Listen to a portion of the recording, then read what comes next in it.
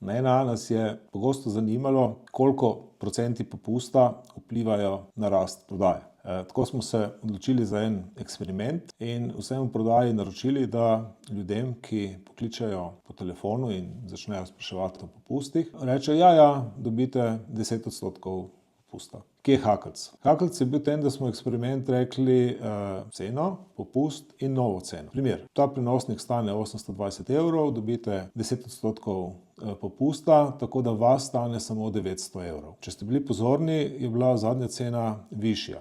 Najverjetneje tega niste opazili, kot tudi nihče izmed ljudi, s katerimi smo se pogovarjali. Seveda smo bili korektni, se na koncu pogovora zasmejali in kupcem razložili, da so sodelovali v eksperimentu, ki je pravzaprav pokazal tisto, kar vemo več ali manj vsi. Ljudje nismo matematiki in pademo že na obljubo o popustu, procentov pa ne znamo računati.